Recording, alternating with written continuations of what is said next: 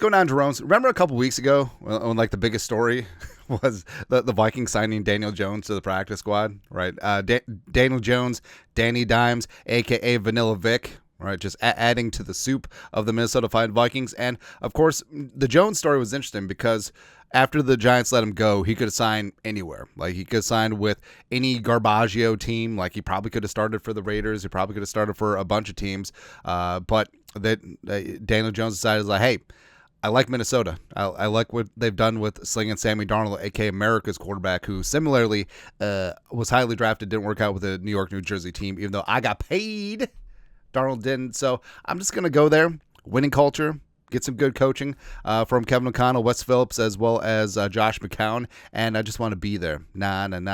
But of course, Daniel Jones, number 6 overall pick in the cauldron that is the New York, New Jersey media, and even though he had a nice moment, allegedly beating the Vikings in the wild card game, getting him the $160 million deal, 10% to Ed Donashell, 10% for the big guy. Is that what happened? Because honestly, like, Jones doesn't get that contract if Donashell's defense was worth 2 poops, right? Even though, remember, all week Donashell was like, you're going to like the way we play defense, I guarantee it. Going all Men's Warehouse on the bit, get the hell out of here. But Jones has been a walking meme ever since, and there's been frustration, and then there's been jokes.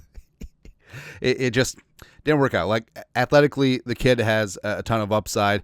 He can throw with accuracy at times. He does have good mechanics coming out of Duke, not so much with the Giants. And the Giants basically just failed him all the way around. Coaching was bad.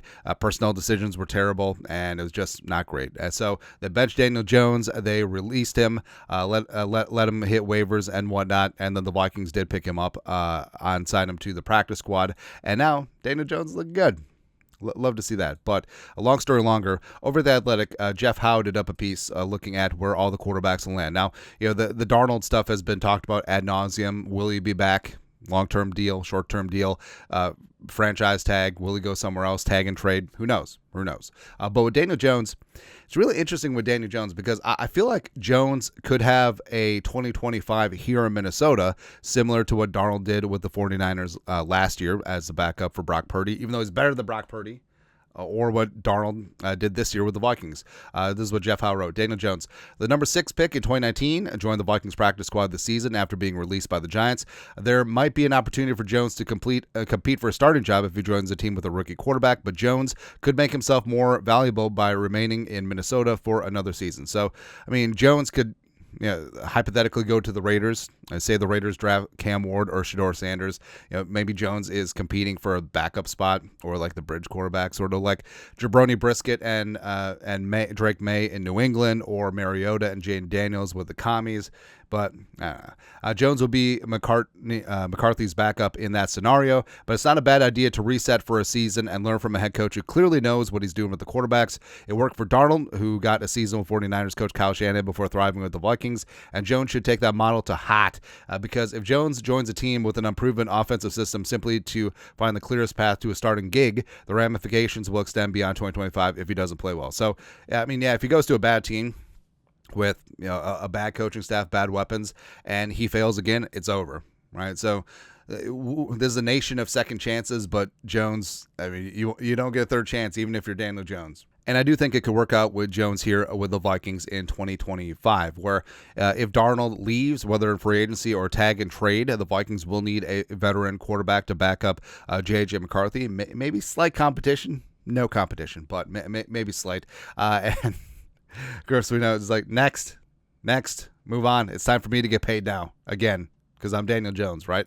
But I do think that the Vikings are looking to upgrade from Nick Mullins, and Jones would be that. The athleticism is there, the accuracy is there, the leadership is there, and I think that just getting away from the Giants and getting around a competent organization with good coaching would do wonders for Jones. And obviously, if and when Darnold leaves this offseason, it's going to be McCarthy's show, but Jones would be a solid, viable backup where, I mean, you see around the league, your quarterback has to stay healthy. Otherwise, you have to have a decent backup plan because you can make a good case that quarterback 2 is the second most important position on the team. And Daniel Jones certainly could be that. So I would be all for that.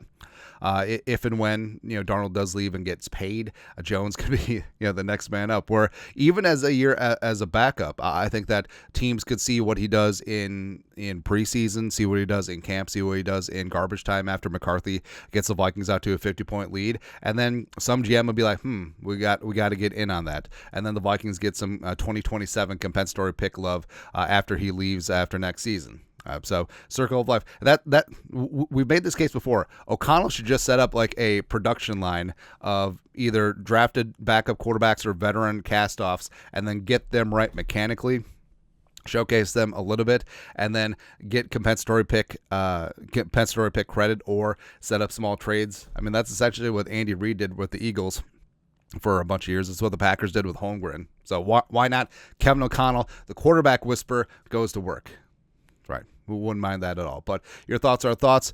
Should the Vikings run it back with Daniel Jones in 2025 if Darnold leaves? Yes. Yes, it should. Let us know your thoughts, our thoughts, comment section. You guys know what to do. Skull production value.